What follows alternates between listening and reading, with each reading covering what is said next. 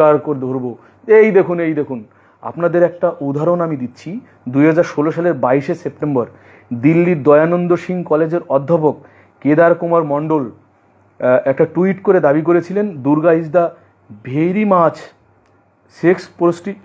Sex prostitute in Indian mythology. সঙ্গে সঙ্গে কি করা হয়েছিল, মানে ভারতীয় মাইথোলজিতে দুর্গা একজন যৌনকর্মী, তিনি এটা টুইট করে বলেছিলেন 2016 সালের 22শে সেপ্টেম্বর। সেই দয়ানন্দ সিং কলেজের অধ্যাপক কেদার কুমার মণ্ডলকে কোর্টে নিয়ে গেছিলেন, কোর্টে নিয়ে আরএসএস করেছিলেন।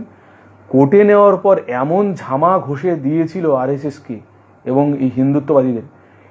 এই কেদার কুমার মণ্ডল ধর্মগ্রন্থ হাইকোর্টে একদম ধরেছিলেন। এই দেখুন আমি এখান থেকে বলছি, এই যে ধর্মগ্রন্থের এত পাতায় এত রয়েছে। এবার হাইকোর্ট দেখছে তো মুশকিল, এইটাও যদি